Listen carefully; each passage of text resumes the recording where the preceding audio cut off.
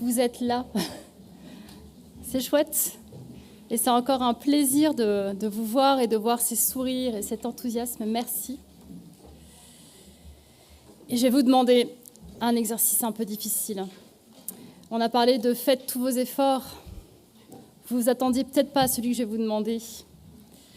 Mais je vais vous demander de me visualiser moi, Rachel, à 8 ans, donc quelques centimètres et beaucoup de rides en moins, dans ma classe à l'école en CE2. Dans un moment d'égarement incompréhensible, je me suis portée volontaire pour aller chercher le balai pour nettoyer la classe. Incompréhensible, oui, parce que le problème, vous voyez, c'est que moi, je ne savais pas où était le placard à balai. Et je pense qu'ici, personne ne m'a connue à cet âge, mais j'étais bien trop timide pour demander à qui que ce soit de me montrer. Je me suis donc levée dans cet élan de confiance inattendue. Je suis sortie de la classe. Et là, je me suis posé la question. Rachel, qu'est-ce que tu vas faire ? J'avais promis à l'enseignante que je reviendrais promptement avec ce balai. Un certain temps est passé, au bout duquel un élève de ma classe, mandaté, je pense, par mon enseignante un peu inquiète, pourquoi Rachel n'est toujours pas revenue avec ce balai ? Ce camarade me trouve tétanisée dans les escaliers, incapable de fournir une raison valable pour le fait d'avoir tant tardé à revenir, qui plus est sans ce fameux balai. J'étais en fait pas capable de faire ce que j'avais dit. Voilà pourquoi je ne revenais pas. Je ne revenais pas parce que je ne pouvais pas accomplir ce que j'avais promis de faire. Voilà en somme ce que les faux enseignants dont parle Pierre dans cet épître sont en train de dire. C'est ce qu'il nous explique au chapitre 3. Ils sont en train de dire ça sur une chose primordiale, celle du retour de Jésus, le jour du Seigneur. Ils posent la question, pourquoi Jésus n'est-il toujours pas revenu ? Ils posent la question, mais d'emblée, ils donnent leur propre réponse. C'est parce qu'il ne le fera pas. Il n'en est pas capable. La promesse de son retour n'est pas fiable. Un Jésus bloqué dans les escaliers, en quelque sorte. Il sème un doute terrible, en disant que le jour du Seigneur ne viendra pas comme il l'a promis. Imaginez. Mais alors, pourquoi est-ce que c'est une si grande menace, finalement ?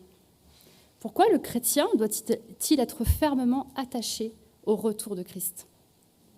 Et comment la promesse de son retour change-t-elle notre vie aujourd'hui ? Voilà les questions qu'on va se poser. Et on va commencer par lire les versets 1 à 10 du chapitre 3. Bien-aimés, voici déjà la deuxième lettre que je vous écris. Dans l'une et dans l'autre, je fais appel à vos souvenirs pour éveiller en vous une saine intelligence, afin que vous vous rappeliez les promesses, les paroles prononcées autrefois par les saints prophètes, ainsi que le commandement du Seigneur et Sauveur, enseigné par vos apôtres. Sachez avant tout que dans les derniers jours viendront des moqueurs. Ces hommes vivront en suivant leurs propres désirs et diront « Où est la promesse de son retour ?» En effet, depuis que nos ancêtres sont morts, tout reste dans le même état qu'au début de la création. De fait, ils veulent ignorer que des cieux ont existé autrefois par la parole de Dieu, ainsi qu'une terre tirée des eaux et au milieu d'elle. Ils oublient volontairement que le monde d'alors a disparu de la même manière, submergé par l'eau. Or, par la parole de Dieu, le ciel et la terre actuels sont gardés pour le feu, réservés pour le jour du jugement et de la perdition des hommes impies. Mais s'il y a une chose, bien-aimés, que vous ne devez pas oublier, c'est qu'aux yeux du Seigneur, un jour est comme 1000 ans, et 1000 ans sont comme un jour.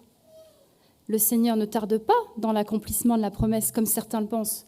Au contraire, il fait preuve de patience envers nous, voulant qu'aucun ne périsse, mais que tous parviennent à la repentance. Le jour du Seigneur viendra comme un voleur. Ce jour-là, le ciel disparaîtra avec fracas. Les éléments embrasés se désagrégeront et la terre, avec les œuvres qu'elle contient, sera brûlée. N'oublions surtout pas, Jésus va revenir. Peut-être que comme moi, vous vous entendez parfois dire à votre enfant, votre neveu, qui par exemple va partir faire un tour en vélo dans le quartier, fais attention, Je pense que c'est pour nous rassurer, nous, en fait, parce que c'est franchement pas le conseil ou l'avertissement le plus utile qu'on puisse dire. Pas très précis, mais on dit fais attention par amour. Pierre veut avertir ses frères et sœurs. Il est motivé par l'amour qu'il a pour eux, par le souci de les voir ancrés dans leur espérance. Mais lui, il le fait avec précision. C'est pas un vague « fais attention », on va le voir. Il leur rappelle déjà qu'un chrétien qui oublie le retour de Christ, c'est un chrétien en danger. Alors qu'est-ce que Pierre leur demande au début de ce chapitre ? Verset 1, « Je fais appel à vos souvenirs ». Verset 2, « Afin que vous vous rappeliez ». Ce n'est pas parce que Pierre leur a déjà parlé qu'il n'a pas besoin de leur redire certaines choses. C'est ce qu'il leur dit aussi au chapitre 1 qu'on a vu ce matin. « Je prendrai soin de toujours vous rappeler ces choses, bien que vous les connaissiez déjà. »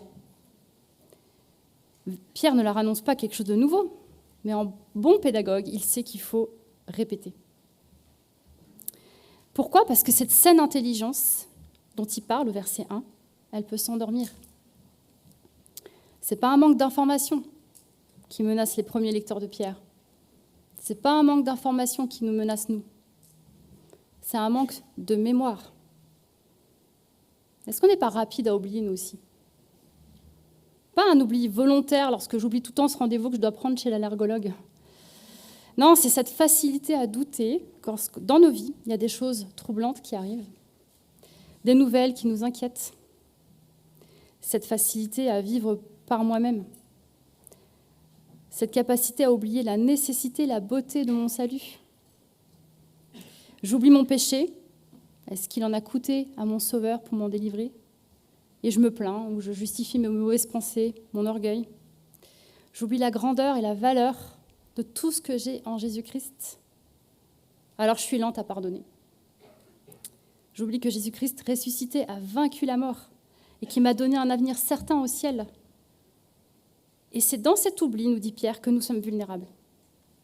Non seulement à notre péché, mais au mensonge de certains faux enseignants. Et pour ses destinataires, ce mensonge, il est très clair. On le voit au verset 3 et 4. Sachez que dans les derniers jours viendront des moqueurs. Hier, lorsqu'on regardait le chapitre 1 avec Chloé, elle nous l'a rappelé. Il est possible que notre plus grand danger soit d'être complètement vulnérable aux faux enseignements. Et la présence dangereuse de ces faux enseignants, elle n'était pas pour Pierre une supposition. Non, leur présence, leurs paroles mensongères, elles étaient inévitables. Une certitude. Ils ont été prophétisés, annoncés, et ils sont bien les signes des derniers jours. Déjà pour les premiers lecteurs de Pierre, mais aussi pour nous. Mais alors, quels sont ces derniers jours ? Nous, les chrétiennes, à la conférence Évangile 21, avertis, octobre 2024, nous sommes bien dans les derniers jours. Comme les chrétiens premiers lecteurs de cette lettre. Et comme tous les chrétiens, depuis la mort, la résurrection et l'ascension de Jésus-Christ. Cette période, elle est aussi appelée fin des temps, par exemple dans Jude au chapitre 1, dernier temps, dans 1 Pierre, ou la dernière heure, comme dans 1 Jean. Et dans cette période, l'Église est inévitablement menacée par les faux enseignants. D'ailleurs, la toute récente rencontre de Lausanne, qui a réuni plus de 5000 responsables d'environ 200 pays, des responsables évangéliques, a énoncé dans sa proclamation, et je vais vous le citer, « Nous sommes alarmés de la montée d'enseignements trompeurs et de modes de vie pseudo-chrétiens qui éloignent de nombreux croyants des valeurs essentielles de l'Évangile. » Cette phrase, elle date de septembre 2024. Combien Dieu sait que nous avons besoin de la seconde épître de Pierre encore aujourd'hui. Alors, comment sont appelés les faux enseignants ? Dans le verset 3, ce sont des moqueurs. Ils disent au verset 4 que depuis le début du monde, en fait, Dieu ne fait rien. Ils ne font rien de nouveau sous le soleil. Ils ont un discours cynique. Et quel est l'objet de ce discours cynique ? On l'a évoqué au début, c'est le retour de Jésus. Où est la promesse de son retour ? Verset 4. Ils veulent ignorer, verset 5. Ils oublient volontairement, verset 6, le retour de Christ. Étrange, un oubli volontaire. Quel tableau! Ils sont résolus à faire douter parce qu'ils ont décidé d'oublier. Et dans leur raisonnement, leur conclusion sur le fait que Christ n'est pas encore revenu, leur conclusion, c'est carrément de dire que finalement, rien de ce que dans les Écritures et dans ce que Jésus lui-même ont dit n'était vrai. Ils choisissent de tordre ce qui a eu lieu dans le passé, ce qui leur fait dire que ce qui est promis pour le futur n'arrivera pas. Et non seulement cela, ça sème le doute dans la vie pour eux aujourd'hui. Leur enseignement tordu de maintenant trouve racine dans leur doute de toute l'œuvre de Dieu déjà accomplie. Et ça impacte leur foi dans son œuvre aujourd'hui. Oui, cet oubli délibéré, il est grave. Et ses conséquences, elles doivent être dénoncées. Dans les derniers temps, on doit faire des efforts de mémoire, pour garder à l'esprit notre fondation sûre et solide face à ceux qui sont lassés, qui ont oublié et qui cherchent à nous entraîner. Mais alors, où est réellement le danger ? Le danger, c'est que nos vies, elles seront vécues complètement différemment du moment où on nie le retour de Jésus-Christ. Celui qui oublie volontairement, comme les moqueurs, il dit si Jésus n'est pas encore revenu, c'est que finalement, il n'y en aura pas de retour. Et s'il n'y a pas de retour, il n'y aura pas de jugement. Et donc là, on vit complètement différemment s'il n'y a pas de jugement. Pensez à une classe au collège. Les 2 minutes où le prof est allé chercher ses photocopies. Est-ce que la classe se comporte exactement comme lorsqu'il est là ? Si je vis sans croire au retour de Christ, je décide de vivre sans croire au jugement à venir.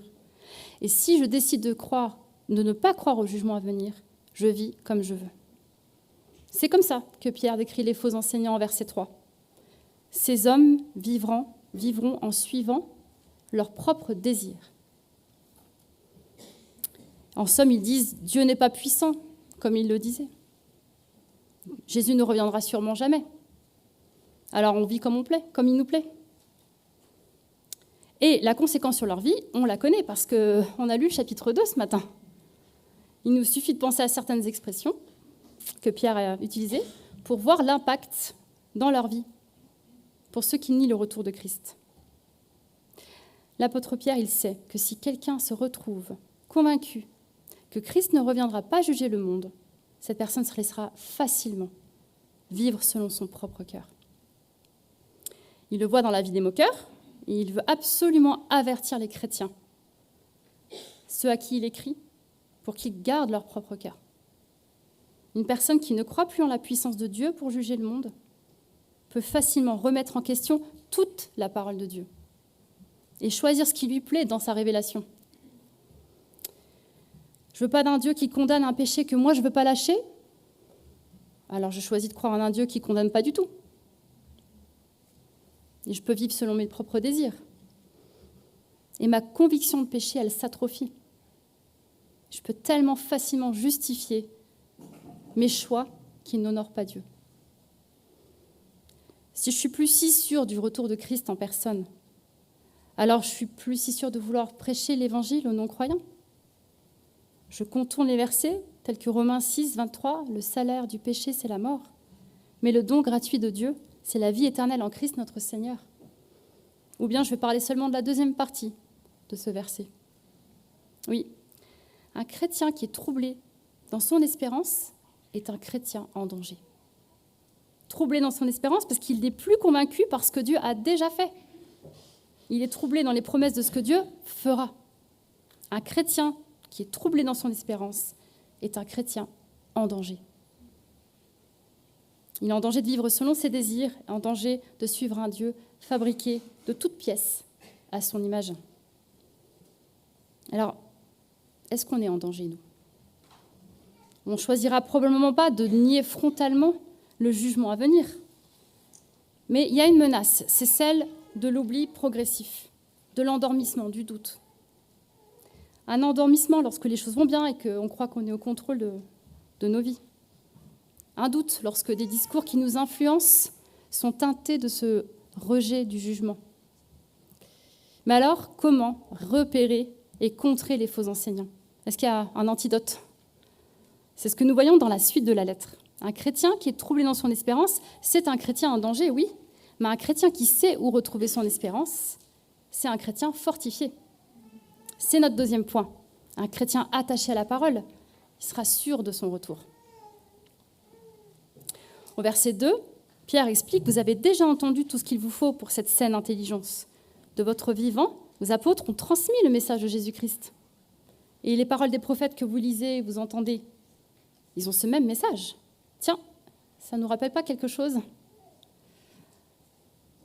On a entendu ce matin avec Déborah, on a besoin de prêter attention à l'Ancien Testament. On a besoin de prêter attention au Nouveau Testament. En particulier dans l'Ancien Testament, tout ce qu'il nous dit sur le retour du Seigneur. Ici, dans le chapitre 3, Pierre, il reprend ce message en rappelant la centralité de la parole de Dieu. En disant, souvenez-vous de ce que la parole de Dieu vous a permis de comprendre déjà. C'est là que se trouvera l'assurance du chrétien sur le retour de Christ. Est-ce qu'on a cette assurance en lisant la parole ? On lit les paroles de Dieu lues par des générations et des générations avant nous qui ont été la source de leur assurance, de leur conviction, même pour certains parmi la pire des persécutions. On veut nous faire douter du retour de Christ ? Notre assurance, elle ne se trouvera pas dans un vague ressenti, dans une pensée positive pour les plus optimistes d'entre nous. Elle sera la certitude que ce qui a été annoncé se réalisera vraiment. Alors un chrétien qui se souvient de toute la révélation du plan rédempteur de Dieu, il va savoir que la promesse de la seconde venue de Christ, elle est aussi sûre que la réalité de la première. C'est un véritable appel à vivre selon les rappels qui nous ont été donnés. Parce que ces rappels, ils pointent vers les choses à venir. Quand on est ancré dans la révélation que Dieu nous a donnée, en nourrissant notre foi des choses qu'il a déjà fait, on trouve notre assurance pour ce que nous attendons encore. Je vous ai parlé d'un antidote au faux docteur. Pierre nous montre un excellent exemple de ça, de comment le faire, avec les anciens récits de l'Ancien Testament. Comment ces anciens récits nous aident contre les oublieux. Alors on va relire les versets 5 à 7 pour se remémorer. De fait, ils veulent ignorer que des cieux ont existé autrefois par la parole de Dieu, ainsi qu'une terre tirée des eaux et au milieu d'elle. Ils oublient volontairement que le monde d'alors a disparu de la même manière, submergé par l'eau. Or, par la parole de Dieu, le ciel et la terre actuels sont gardés pour le feu, réservés pour le jour du jugement et de la perdition des hommes impies. Les faux enseignants, ils se confortent dans leur cynisme en réfutant la puissance de Dieu qui a été manifestée dans deux moments clés de sa révélation. Dans sa création, verset 5, des cieux ont existé par la parole de Dieu. Dans le jugement du déluge, verset 6, le monde disparu, submergé par l'eau. Pour eux, l'oubli volontaire de l'intervention puissante de Dieu, elle aboutit à la certitude qu'il n'interviendra pas. C'est comme s'ils mettent ce que la Bible enseigne comme historique, au même rang que des fables, une légende, un mythe. Et Pierre, il renverse leur raisonnement. Et il le fait en 3 étapes. Il dit à ses lecteurs, Dieu est intervenu en créant le monde par sa parole. Dieu est intervenu en jugeant par le déluge le monde d'alors. Et troisièmement, il dit, Dieu interviendra. Et le fait qu'il ne l'a pas encore fait aussi partie de son plan et sa souveraineté. Ce n'est pas son incapacité. Verset 7. Par la parole de Dieu, notre monde est gardé pour le jugement à venir. Création, déluge, maintien actuel en attendant le jugement. Ces 3 arguments forts montrent que Dieu est bien capable d'intervenir comme il l'a dit, parce qu'il l'a déjà fait. Création, déluge, maintien actuel. 3 manières de tenir résolument. Le souvenir des choses passées nous donne l'assurance des choses à venir. Alors si on est honnête, parfois, en y réfléchissant vraiment, on a un peu du mal avec la notion du retour de Jésus. Et plus que ça, avec le fait que Christ revient juger le monde. Il y a peut-être 2 raisons à cela, l'une plutôt rationnelle et l'autre, on pourrait dire, émotionnelle. D'un point de vue relationnel, on a certainement du mal à considérer toujours avec la même certitude comme historique tous ces récits de la Bible. Est-ce que ça vous arrive parfois? Certains textes, ils nous mettent mal à l'aise. Ça me fait un peu penser à nos étagères dans l'entrée chez nous. Alors pourquoi? Pendant des années, j'y ai stocké certaines choses sans franchement me soucier de l'esthétique de ce rangement, parce que devant ces étagères se trouvait un rideau. Or, ce rideau est tombé. Et on ne l'a toujours pas réparé. Il y a des endroits dans ma maison que je préfère. Par exemple, une belle étagère dans le salon que j'ai décorée. Je préfère regarder cette étagère que celle de mon entrée. Pour de nombreux chrétiens, l'Ancien Testament, c'est pareil, c'est pas un joyau à exhiber, mais un placard un peu mal rangé, avec lequel on ne sait pas toujours quoi faire. Alors je vais mettre un rideau devant le déluge. Mais si on lit, on étudie, si on médite ces passages à la lumière de la bonne nouvelle, du salut en Jésus-Christ, dans le contexte de toute la révélation de Dieu, ces passages historiques ordonnés se mettent à briller. Leur présence dans la parole que Dieu a choisi de nous donner devient de plus en plus précieuse. Et elle devient certaine à nos yeux. Et oui, notre attachement, notre certitude que tout est vrai, contribuera à notre espérance dans le retour triomphal de Jésus. Parce que ce que je vais lire et méditer aussi dans l'Ancien Testament, ça y pointe. J'ai parlé de 2 raisons, une raison plus émotionnelle. On a parfois du mal avec cette notion de jugement parce qu'on tremble. On tremble pour nos bien-aimés, ceux qui ne sont pas encore les rachetés du Seigneur. Est-ce qu'il vous arrive même de vouloir rejeter cette réalité quand vous pensez à ceux que vous aimez, qu'ils ne connaissent pas encore? À demander à Dieu de retarder encore son retour, le retour de Jésus, pour leur salut. Et tout ce que Pierre dit ici a pour but d'équiper les chrétiens à rester fermes dans la certitude de son retour. Et ces paroles, elles peuvent fortifier notre foi et nous aider dans cette raison plus émotionnelle qui parfois nous fait trembler. Alors je lis avec vous les versets 8 à 10. S'il y a une chose, bien-aimés, que vous ne devez pas oublier, c'est qu'aux yeux du Seigneur, un jour est comme 1000 ans, et 1000 ans sont comme un jour. Le Seigneur ne tarde pas dans l'accomplissement de la promesse, comme certains le pensent. Au contraire, il fait preuve de patience envers nous, voulant qu'aucun ne périsse, mais que tous parviennent à la repentance. Le jour du Seigneur viendra comme un voleur. Ce jour-là, le ciel disparaîtra avec fracas. Les éléments embrasés se désagrégeront et la terre, avec les œuvres qu'elle contient, sera brûlée. Alors ces 3 versets nous donnent 2 raisons pour lesquelles Jésus, notre Seigneur, n'est pas encore revenu. Premièrement, un rappel primordial. Le temps de Dieu, ce n'est pas le nôtre. Son plan, il dépasse notre intelligence. Il est éternel, il n'est pas limité, comme nous le sommes, par notre temporalité. Pierre, qui a exhorté ses lecteurs à s'appuyer sur la parole de Dieu, il le fait là. C'est exactement ce qu'il fait ici, parce qu'il fait référence au psaume 90, verset 4, qui lui a rappelé 1000 ans sont à tes yeux, comme le jour d'hier quand il n'est plus. La deuxième raison qu'il nous donne ici, il le rappelle au verset 9, en fait, le Seigneur pourrait revenir exercer son jugement, déjà maintenant. Mais ce jugement, il n'a pas encore eu lieu parce que des personnes vont encore être sauvées. Ce soir, demain, tous les jours qui nous séparent du retour de Jésus-Christ. Dans sa miséricorde, il n'est pas encore revenu. Alors, en réponse aux faux enseignants, le délai du retour du Seigneur ne vient pas contredire les récits de l'Ancien Testament, comme eux le disent. Au contraire, ça rentre dans tout ce que nous savons de la personne de Dieu.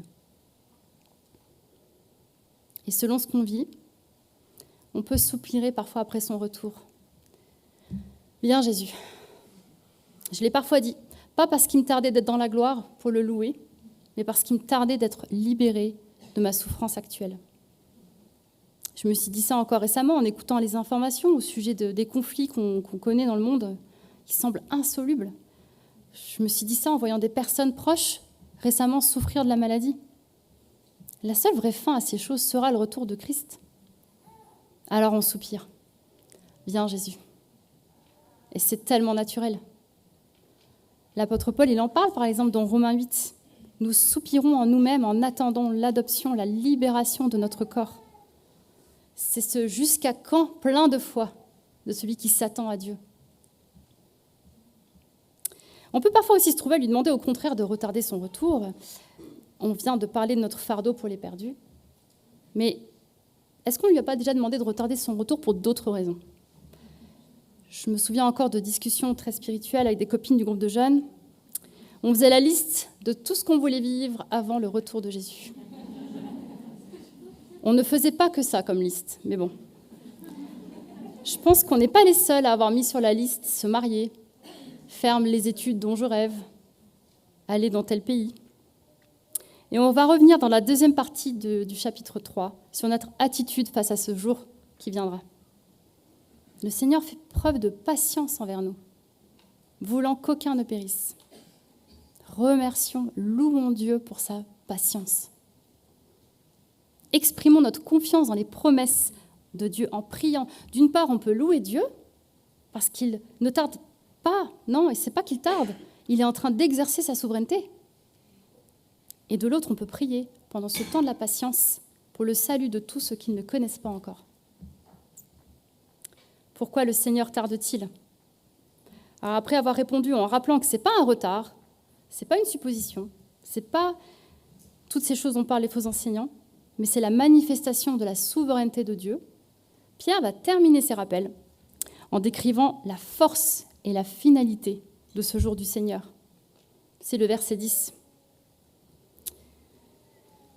Celles d'entre nous qui ont malheureusement déjà vécu un cambriolage n'ont pas trop de mal à se représenter cette image au verset 10, tel un voleur.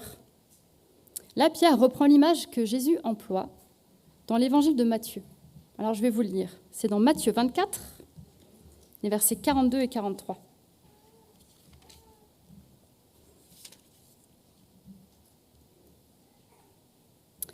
Restez donc vigilants, puisque vous ignorez à quel moment votre Seigneur viendra. Vous le savez bien, si le maître de la maison savait à quelle heure de la nuit le voleur doit venir, il resterait éveillé et ne laisserait pas percer les murs de sa maison. C'est pourquoi vous aussi, tenez-vous prêts, car le Fils de l'homme viendra, à l'heure où vous ne vous y penserez pas. Qu'est-ce que Jésus dit de faire ici ? De rester vigilant. Je me souviens d'un soir, je devais avoir 8 ou 9 ans, décidément, vous connaîtrez beaucoup de choses sur ma vie à 8 ans. J'étais allongée dans mon lit et je m'aperçois qu'il y avait une luminosité inhabituelle dans ma chambre ce jour-là. Et je ne savais pas si c'était quelque chose d'effrayant ou de beau. Mais je me souviens avoir pensé, mais est-ce que c'est Jésus qui est en train de revenir ? Et en fait, mon cœur s'est mis à battre plus fort. Je ne me sentais pas spécialement prête. Et même lorsque je me suis rendu compte que c'est juste que j'avais oublié de fermer mes volets, eh bien, ça m'est resté longtemps. Est-ce que tu es prête, Rachel ? À quoi ressemblera le jour du Seigneur ? Le premier aspect, c'est qu'il ne va pas nous envoyer de carton d'invitation. Alors soyons prêts. Et le reste du verset 10 nous décrit un deuxième aspect. C'est la terre qui est mise à nu. Alors on ne sait pas quand Jésus va revenir, mais tout le monde saura qu'il sera venu quand ce sera le moment. Il n'y aura pas à vérifier nos volets. Comment ne pas le voir ? Le ciel disparaîtra avec fracas, les éléments embrasés, brûlés, aucun doute ne sera possible. Et comment cela se fera-t-il ? Alors, rappelez-vous ce que Pierre enseigne au verset 7. La parole de Dieu qui crée, qui garde et qui soutient, elle sera aussi celle qui juge. Combien notre Dieu est puissant. Cette description, elle est troublante, effrayante même. Destruction, feu, fracas. Pierre veut que nous comprenions que Dieu va juger et qu'il va exposer toute chose. Selon les versions, c'est ce verbe d'ailleurs qui est utilisé, exposer. L'enseignant et prédicateur anglais Dick Lucas, il le décrit dans son commentaire sur 2 Pierre, ainsi je vous le lis. Tout ce que Dieu a créé et accompli, tout ce que l'humanité a fait et accompli sera mis à nu et visible. Artistes et scientifiques, inconnus et leaders politiques, chrétiens et non chrétiens, tous seront mis à nu devant Dieu. C'est ce que Jésus avait à l'esprit lorsqu'il s'est décrit comme le maître qui laisse ses serviteurs faire leur travail, puis revient pour inspecter ce qui a été accompli. Jésus va revenir et toutes choses seront exposées par la parole puissante de Dieu. Qu'est-ce que cette réalité provoque en nous face à ce texte? Peut-être un peu d'anxiété, en fait? Qu'est-ce qu'on veut exprimer à Dieu maintenant en pensant à ces choses? En quoi toute chose exposée est une bonne chose? N'oublions jamais, jamais que Christ a tout accompli pour que ce jour ne soit pas une mauvaise nouvelle pour nous. Christ n'est pas coincé dans les escaliers. Dieu est puissant pour accomplir ce qu'il a promis. Et cette puissance qui sera manifestée encore plus ce jour-là, elle est l'objet de notre confiance, de notre assurance, de notre paix, maintenant. Jésus fera ce qu'il a promis. Qu'on soit disciple de Christ du 1er siècle ou du 21e siècle, par la mort et la résurrection de Christ, nous ne sommes plus dans les ténèbres. Nous ne serons pas surpris par le jour du Seigneur. Jésus est venu, il a accompli toutes les promesses de Dieu. Et ce que nous attendons, c'est le plein accomplissement de ces promesses. Alors, on n'a rien à craindre. On vit déjà les effets du jour du Seigneur. Nous sommes au bénéfice de sa patience. Et la certitude de ces choses, elle doit être notre motivation pour vivre une vie qui plaît à Dieu. Ça, c'est ce que Pierre développe dans la fin de sa lettre. Alors, on va lire les versets 11 à 18 maintenant. Puisque tout notre monde doit être dissous, combien votre conduite et votre piété doivent-elles être saintes? Attendez et hâtez la venue du jour de Dieu, jour où le ciel enflammé se désagrégera et où les éléments embrasés fondront. Mais nous attendons, conformément à sa promesse, un nouveau ciel et une nouvelle terre où la justice habitera. C'est pourquoi, bien-aimés, dans cette attente, faites tous vos efforts pour qu'il vous trouve sans tache et irréprochable dans la paix. Considérez bien que la patience de notre Seigneur est votre salut. Notre bien-aimé frère Paul vous l'a aussi écrit conformément à la sagesse qui lui a été donnée. C'est ce qu'il fait dans toutes les lettres où il parle de ces choses. Il s'y trouve certes des points difficiles à comprendre, et les personnes ignorantes et mal affermies en tordent le sens, comme elles le font des autres Écritures, pour leur propre ruine. Bien-aimés, vous voilà avertis. Tenez-vous donc sur vos gardes, de peur qu'entraînés par l'égarement des impies, vous ne perdiez la ferme position qui est la vôtre. Mais grandissez dans la grâce et dans la connaissance de notre Seigneur et Sauveur Jésus-Christ. À lui soit la gloire maintenant et pour l'éternité. Amen. Jésus va revenir, alors laissons son retour diriger nos vies. Pierre, il a été précis dans son avertissement, et il est tout aussi précis dans son exhortation à vivre une vie qui plaît à Dieu. Dans son avertissement, il était très loin de « mon fais attention » que je dis à mon fils quand il part à vélo. Et dans son exhortation, il est très loin aussi de mon tout aussi inutile « sois sage » que je suis tentée de dire à mon enfant quand je les dépose chez un copain.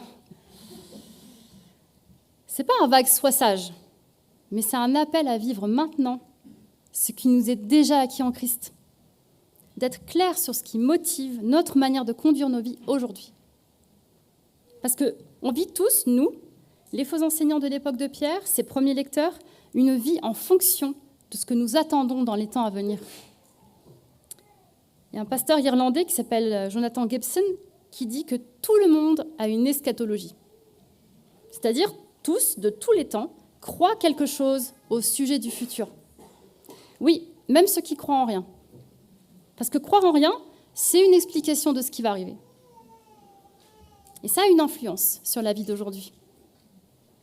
Quelle influence? Chercher à s'accomplir pleinement aujourd'hui, par exemple, en ayant le développement de notre potentiel comme seul moteur. Pour ceux qui nient le retour de Jésus-Christ, on l'a déjà vu, la conséquence. Une vie selon leurs propres désirs. Tout le monde a une eschatologie. Et Pierre nous rappelle ici que notre eschatologie doit être notre motivation pour aujourd'hui. Pour les chrétiens, on l'a dit, la question la plus importante, ce n'est pas de savoir si Jésus reviendra, ni quand il reviendra. La question la plus utile à se poser à nous, c'est la suivante. Qu'est-ce que ça change? Nous devons attendre et hâter. Ce jour, il ne concerne pas que les incroyants. Nous l'attendons et nous hâtons ce jour. J'ai lu il y a quelques années un roman qui décrit une société post-apocalyptique où l'humanité a été décimée par une pandémie provoquée par l'homme. Je précise que le roman a été publié en 2003. Et en fait, grâce à des flashbacks d'un des seuls survivants, Jimmy, on apprend qu'avant la catastrophe, les hommes avaient commis des atrocités et en fait précipité cette pandémie. Alors dans ce monde quasi décimé, Jimmy se met à partager ses souvenirs avec les rares quelques autres survivants. Pourquoi ? Dans l'espoir qu'ils puissent apprendre des erreurs du passé pour construire un monde meilleur. Dans ce roman, on retrouve la recette qui explique le succès de tous les romans de ce genre, qui remplissent les étagères de nos ados d'ailleurs. C'est cette fascination pour le monde d'après. La volonté de s'imaginer la possibilité de survivre dans un monde où, franchement, nos pires cauchemars sont en train de se réaliser quand même, mais de reconstruire un monde meilleur par nous-mêmes. C'est fascinant, je trouve. Mais à aucun moment, en lisant ces romans, le lecteur se dit « chouette, vivement, attendons ce jour ». Non, en fait, l'effet, il est tout l'inverse. Nous, en revanche, on peut attendre résolument et dire vivement, comme Pierre au verset 13, parce que le retour de Jésus que nous attendons, nous, ça ne se résume pas à la destruction de la terre telle que nous la connaissons. Ça n'a rien à voir avec l'imaginaire du monde post-apocalyptique, de nos romans dystopiques. Quelle est la promesse de Dieu ? Un nouveau ciel, une nouvelle terre où la justice habitera. Est-ce que vous avez hâte ? Notre Dieu va restaurer toutes choses, y compris la création. On n'est pas des rachetés mis à part pour une mission qui nous attend sur une terre dévastée. On n'aura pas, nous, à tenter de faire mieux comme le pauvre Jimmy. On sera les rachetés vivants dans la création restaurée, nouvelle, dans laquelle il n'y aura plus aucun mal, où le règne parfait de la justice de Dieu sera éternel. Voilà ce qu'attendent ceux qui ont placé leur foi, leur confiance en Jésus-Christ. Si vous êtes comme moi féru des to-do lists, avec des petites cases à cocher, satisfaisant d'ailleurs quand on a tout fait, vous trouvez peut-être comme moi qu'une fois qu'on a noté et surtout coché la case, on n'y pense plus. Plus besoin d'y penser, la chose est oubliée. Ça marche pour les listes de courses, mais ce n'est pas comme ça que ça marche avec notre salut. J'ai coché la case sauvée, donc j'ai plus besoin de penser au jugement dernier. Si je suis justifiée, ça ne me concerne plus, on verra bien. Alors, on a raison de ne pas craindre le jugement, on ne le craint plus, parce que grâce soit rendue à Dieu, son salut est parfait. Mais ne plus avoir à craindre le retour de Christ et du jugement, ça ne veut pas dire qu'on ne médite plus sur la réalité et l'impact de son retour. Alors cet épître est clair au sujet du retour de Jésus. D'autres passages l'attestent aussi. On ne peut pas savoir quand il aura lieu. Alors, ne nous égarons pas à interpréter des signes à droite et à gauche, le voir comme un mystère à décoder. Alors on n'est peut-être pas trop enclin à faire ça, mais peut-être plutôt à l'attitude suivante, ne pas y penser du tout. De nous dire aussi que toutes ces différentes interprétations post-millénaristes, pré-millénaristes, c'est des affaires de théologiens qui aiment les mots compliqués. De nous dire que si on n'a pas besoin de savoir quand, on n'a pas besoin de l'anticiper, d'y réfléchir. On peut se sentir perdu, c'est vrai, dans toutes ces interprétations, sur la manière dont le jugement de Dieu va s'exercer vraiment. Mais ce n'est pas une théologie, une doctrine qui est réservée aux geeks de la théologie. Toutes les doctrines sont utiles pour tous, même ceux qui nous sont un peu plus compliqués. Parfois, certains sont appelés à les creuser un peu plus précisément. Mais par-dessus toute chose, faisons-nous de la certitude, oui, Jésus va revenir, l'objet de nos pensées, de notre méditation. Parce qu'on a tous une eschatologie. On regarde à nouveau notre texte. Comment Pierre enchaîne au verset 14 ? C'est pourquoi, bien-aimés. Alors on comprend qu'il y a un lien de cause à effet dans ce qui va suivre. C'est pourquoi. Et il continue en nous exhortant à une vie sainte. On peut relier ça avec le verset 11. Combien votre conduite et votre piété doivent-elles être saintes ? Voilà, le lien fort, il est établi. Parce que nous anticipons notre vie en Christ à venir, nous allons vivre notre vie d'aujourd'hui différemment. Si vous avez ici le sentiment que Pierre se répète, qui reprend ce qu'il a dit au début de la lettre, vous avez raison. C'est magnifiquement bien construit, cet épître. Et ça nous ramène à ce point si important. Faites tous vos efforts au début de la lettre.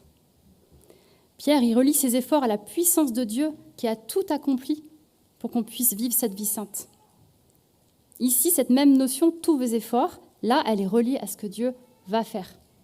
Verset 14, dans cette attente. Alors, on pourrait résumer ce qu'on appelle ce serre-livre de début et de fin de cet épître. Au début, Dieu nous a donné tout ce qui est nécessaire. Alors, pour cette raison, faites tous vos efforts. Et ici, Dieu fera ce qu'il a promis. Alors, dans cette attente, faites tous vos efforts. Mes sœurs, voilà ce que nous devons déjà vivre. Faisons tous nos efforts. Parce que Dieu a tout fait pour qu'on puisse le faire. Et Dieu continuera à exercer sa puissance, éternellement, et au retour de Christ, et dans le jugement de ce monde. Je peux déjà vivre ce qui sera établi au retour de Christ. Et je peux l'anticiper dans ma vie actuelle. C'est pas juste un « sois sage ». Non, la parole est remplie de ces exhortations à une vie de sainteté aujourd'hui. Et plus je médite, j'anticipe et je me réjouis de ce jour, plus je vais vouloir vivre en fait une vie qui plaît à Dieu. Une vie de joie dans l'obéissance, à faire sa volonté plus que toute autre chose. On ne se retrouve pas par magie à son retour sans tache et irréprochable, dans la paix au retour de Christ. Non, on le vit déjà maintenant. J'aimerais relire avec vous les versets 17 et 18. Bien-aimés, vous voilà avertis. Tenez-vous donc sur vos gardes, de peur qu'entraînés par l'égarement des impies, vous ne perdiez la ferme position qui est la vôtre. Mais grandissez dans la grâce et dans la connaissance de notre Seigneur et Sauveur Jésus-Christ. À lui soit la gloire, maintenant et pour l'éternité. Amen. Nous ne perdons pas notre ferme position, parce qu'on laisse notre espérance changer notre manière de vivre aujourd'hui. Et une dernière fois, Pierre va faire un lien de cause à effet, là, au verset 18. Il dit « Mais grandissez ». Pour tenir ferme, grandissez. Qu'est-ce qu'il faut comprendre par la croissance dans la connaissance ? On en a déjà parlé pendant cette conférence. On n'y voit pas une injonction à amasser un tas de connaissances bibliques. Non, Pierre, il nous exhorte à mieux connaître la personne de Dieu. Comment ? Par la lecture, la méditation de sa parole. C'est comme ça qu'on se gardera d'être une de ces personnes ignorantes et mal affermies dont Pierre parle au verset 16. Est-ce que vous anticipez avec joie la vie dans sa présence ? Eh bien, que cela nous pousse à vivre une vie sainte aujourd'hui. Est-ce que vous avez envie de toujours mieux connaître Dieu, en voyant et en aimant toujours plus sa sainteté à lui ? Que ça nous pousse à vivre une vie sainte qui le glorifie. Que le cri de notre cœur soit celui de Pierre à la fin de son épître à Jésus-Christ. Soit la gloire maintenant et pour l'éternité. Qu'est-ce que je peux faire, moi, par la grâce de Dieu, pour refléter aujourd'hui ce qui est à venir ? On a dit, il y a des efforts à faire. Mais laissez-moi vous relire ce que dit Pierre au chapitre 1, verset 3. Et si vous l'avez sous les yeux, mais dites-le avec moi. Chapitre 1, verset 3. Sa divine puissance nous a donné tout ce qui est nécessaire à la vie et à la piété, en nous faisant connaître celui qui nous a appelés par sa gloire et par sa force. Apprenons ce verset, méditons-le, chérissons-le. Que nos efforts, que notre volonté de grandir ne deviennent pas des moyens de vivre selon nos propres forces, ou aussi de nous vanter de mieux vivre que ceux qui vivent selon leurs propres désirs. Non, exerçons notre volonté en pleine dépendance de la divine puissance de Dieu, jusqu'à ce qu'il vienne. On aspire au jour où le royaume de ce monde deviendra le royaume de notre Seigneur. Et on prie avec les saints des siècles. Viens, Seigneur Jésus. Prions.